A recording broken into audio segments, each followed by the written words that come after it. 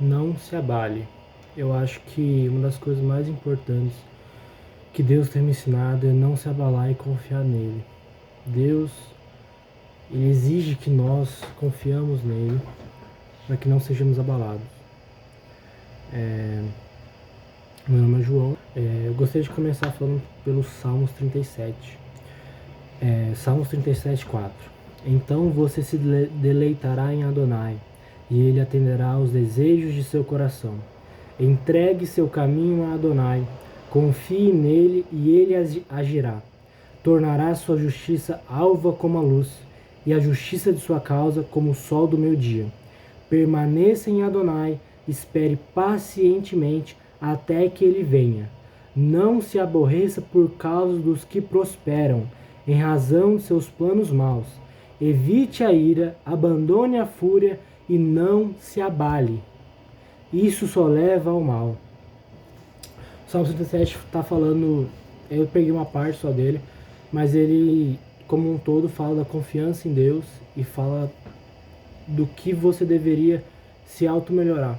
E há muitos meses atrás, Deus me deu esse salmo e eu fiquei muito abalado quando eu li não se abale, porque eu estava muito abalado. Eu falei, como assim não se abale? Como que eu não vou me abalar com isso? Como que eu não vou me abalar com as coisas que estão acontecendo? Às vezes você que está aí do outro lado está passando por situações horríveis, financeiramente, emocionalmente, sabe? E até mesmo familiar, sabe? E você olha para tudo isso e fala, Deus, você quer que eu não me abale com isso? Porque como assim, Deus?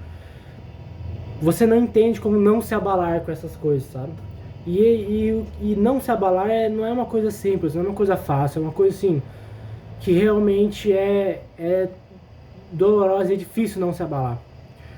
E hoje, por incrível que pareça, meses depois, eu estava lendo Hebreus 12 e Deus me fez com que eu percebesse assim, num estralo assim, o que ele tinha me dito há meses atrás, sabe? E eu finalmente entendi. Glorificado seja o nome de Deus por causa disso, sabe? Em Hebreus 12, 3 diz o seguinte: sim, pensem naquele que suportou tamanha hostilidade dos pecadores contra si mesmo, para que vocês não se cansem nem fiquem desanimados. Vocês ainda não resistiram a ponto de derramar o sangue na luta contra o pecado. E também se esqueceram do conselho que lhes foi dado como filhos. Meu filho, não despreze a disciplina de Adonai, nem desanime quando ele corrigir, porque Adonai disciplina quem ama e fustiga todo aquele que aceita como filho.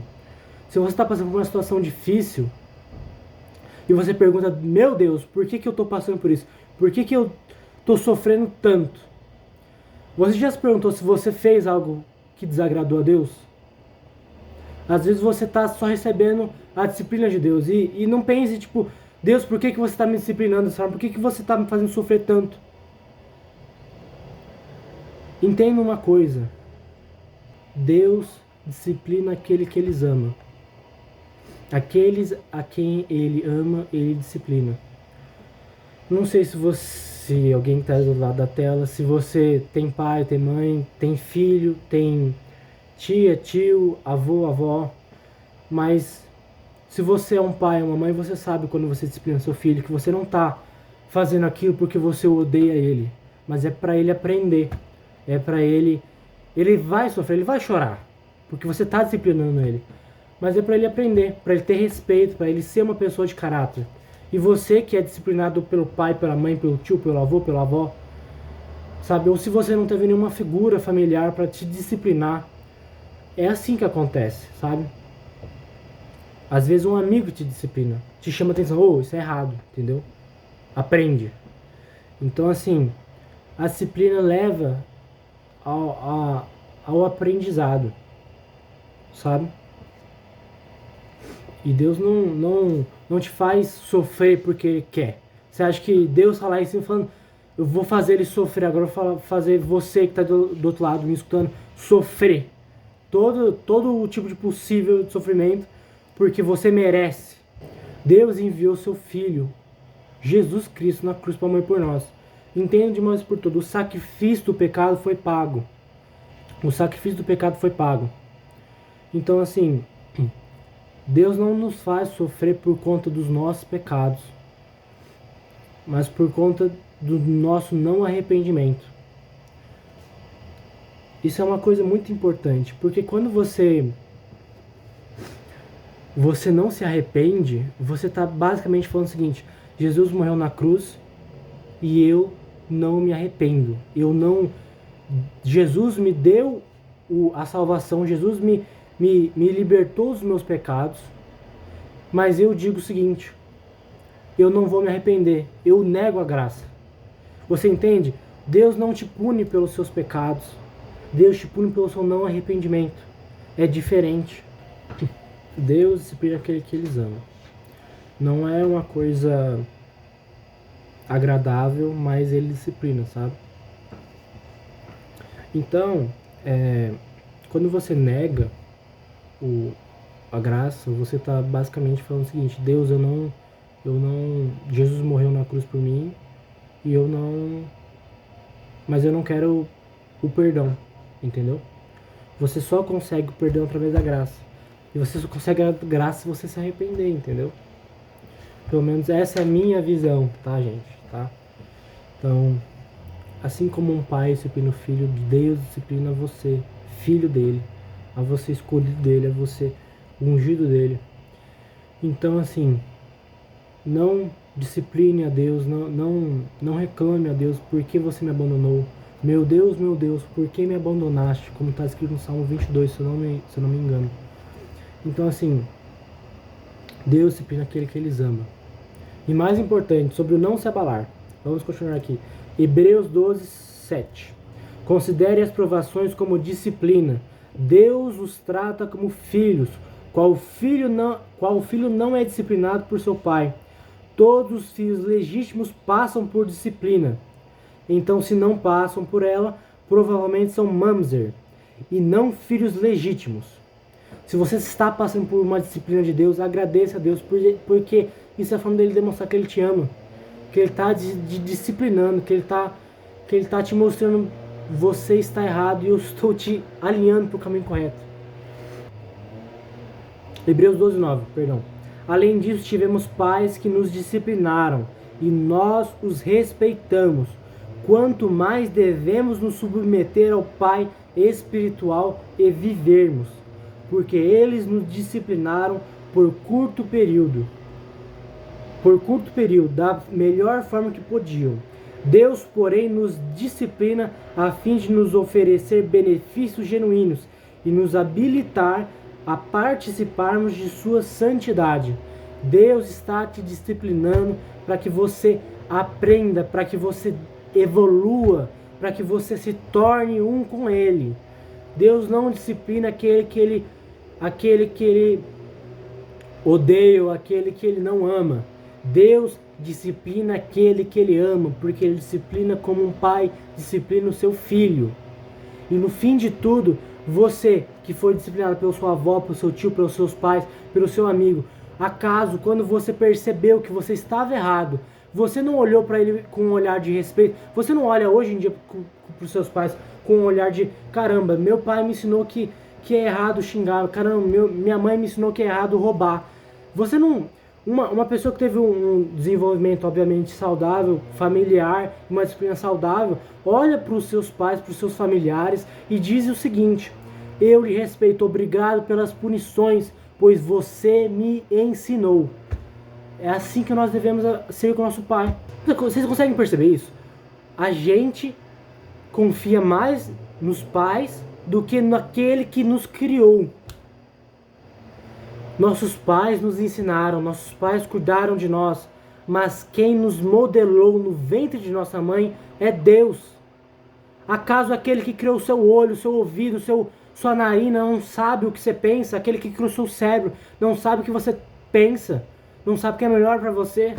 Sabe? Às vezes a gente pensa tanto no nosso eu, no que eu, sabe? No que é melhor para mim. Cara, aquele que criou sua mente, aquele que criou sua consciência, você acha que ele não sabe o que é melhor pra você? E assim, é claro que o relacionamento com Deus é uma coisa que é para ser moldada. Não é você chegar numa pessoa que você nunca viu na vida e você falar que você confia nela plenamente, sabe? Então, assim, você precisa ter um relacionamento com Deus para ter essa intimidade, para você compreender a disciplina de Deus, para você, quando passar por momentos complicados, por momentos difíceis, você enxergar Deus nisso, entendeu? Hebreus 12:11. Qualquer disciplina, enquanto é aplicada, parece dolorosa e nada alegre. Entretanto, para os que foram treinados por ela, o fruto posterior é pacífico, a justiça.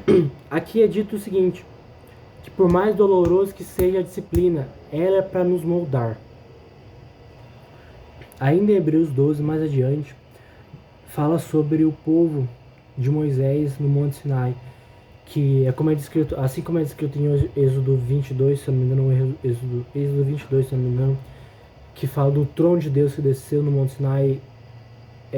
Esse mesmo trono é citado em Apocalipse, se eu não me engano, Apocalipse 4 ou 5 ou 7, não me recordo, tenho que verificar, que fala o seguinte, que o trono de Deus desceu no Monte Sinai, e aqueles e o povo que estava lá perante o Monte Sinai, perante a presença, perante o trono que é de Deus, que estava no céu, o negou, falou, não iremos subir porque temos medo.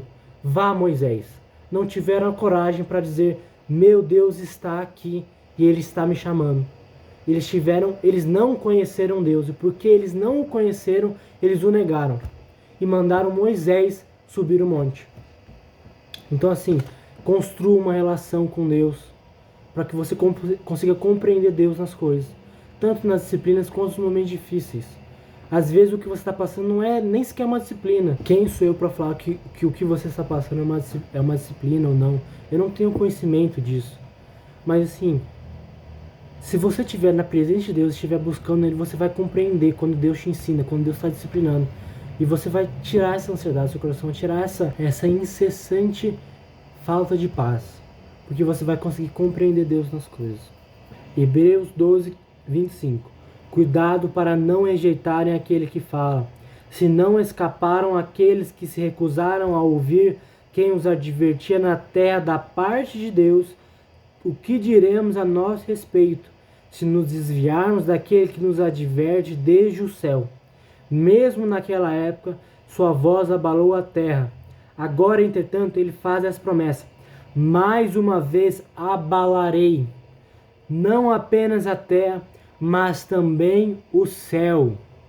A expressão mais uma vez indica a remoção do que foi abalado, pelo fato de serem coisas criadas, de forma que o que não foi abalado permaneça. Irmãos, vocês conseguem perceber isso? O quão forte é isso? O quão intrínseco está na disciplina de Deus isso? Deus abalou o Monte Sinai para disciplinar o seu povo. E ele diz o seguinte, vocês me negaram, mas eu abalarei novamente, não somente a terra, como o céu. Deus abala as estruturas que não estão firmes.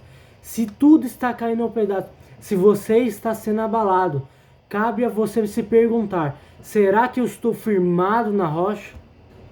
Será que Deus é a minha rocha?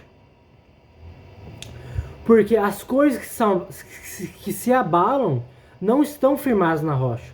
Vocês conseguem perceber isso? Vocês conseguem pensar isso? Vocês conseguem notar isso? Que as coisas que são celestiais, elas não se abalam? Mais uma vez abalarei não apenas a terra, mas também ao céu. Deus abalará toda a criação. Como forma de disciplina, Deus abala aquele que Ele quer disciplinar. E uma coisa que é para você notar, se você está sendo abalado, é porque você não está firme na rocha, porque em algum quesito, no quesito em que você está se abalando, você não está firme na rocha, você não está percebendo, tendo uma relação de fato firme com Deus, falando para você conseguir compreender a disciplina de Deus, para você conseguir compreender. Isso está me abalando porque eu não estou em Deus. Isso está me abalando porque eu não estou confiando em Deus. Isso está me abalando porque Deus quer mudar isso em mim. porque isso não tá bom ainda. Vocês conseguem compreender isso? Então, quando no Salmo 37 fala não se abale, significa o seguinte, gente: fique em Deus, confie em Deus, torne Deus a sua rocha. Se Deus é a sua rocha, não tem como você se abalar. Pode vir tempestade, a sua rocha é Deus. Você entende isso? Eu acho que não cabe mais eu falar mais sobre isso. Mas assim, eu espero que quem tá aí do outro lado entenda o que eu estou falando, sabe? Às vezes você passa por momentos difíceis, por momentos tristes, por momentos complicados, por ansiedade do coração, problemas emocionais, financeiros, familiares, sabe? Quiçá, sei lá, você é um pai que tá com um filho doente, um filho enfermo, com câncer, com linfoma, Deus me livre disso, mas né, é a realidade que a gente vive, o mundo jaz maligno. Então assim, às vezes você é um filho que perdeu a mãe, perdeu o pai, ou se rompeu com a namorada, se rompeu com a esposa. Entenda uma coisa: aquilo que está firme na rocha não se abala. Aquilo que está com Deus permanece em Deus. Vocês conseguem entender isso? Então assim, Deus me deu aquele Salmo 37, um momento que está assim, minha vida caiu aos pedaços de todos os lados, financeiros, emocionais, familiares. E Deus falou, não se abale. E às vezes você está passando por exatamente isso, sabe? Tá tudo caindo e você... Deus, não me abalar? Como não me abalar, Deus, sabe? E é justamente isso, confiar em Deus, sabe? Às vezes tudo isso está se abalando, por quê? Porque você não botou essas coisas em Deus. Porque você não botou essas coisas primeiramente em Deus. Você está fazendo pelo seu querer, pela sua vontade, e não pela de Deus. Você não está confiando suficientemente para falar, Deus está na sua mão. Não importa o que aconteça, se for pro meu querer ou não meu querer. É para acontecer, que assim seja, entendeu? Confie em Deus. Entenda que as coisas que são disciplinatórias provêm de Deus. É Deus chamando, é Deus te ensinando, é Deus te libertando. E o que todas essas coisas que estão caindo, que estão se abalando, não estão nele. Permaneçam em Deus e tudo se encaminhará. Busque o reino de Deus acima de todas as coisas e todo o restante lhe será acrescentado. Eu espero que você tenha compreendido o que eu quis passar. Eu não me classifico como alguém que consegue falar habilmente, como alguém que consegue falar o que Deus quer expressar, sabe? Mas assim, hoje eu errei e Deus me mostrou isso e foi tipo assim, uma gota d'água, sabe? Deus já havia me falado muitas vezes para eu pregar aqui, para eu falar dele. E quando eu li isso aqui, cara, quando juntou com a coisa de meses atrás, juntou assim, sabe?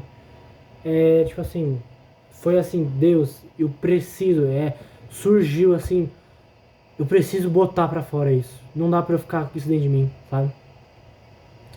Então eu espero que vocês tenham compreendido a palavra, eu espero que Deus tenha me usado para que vocês consigam ficar mais perto dele, para que vocês consigam entender o que está acontecendo.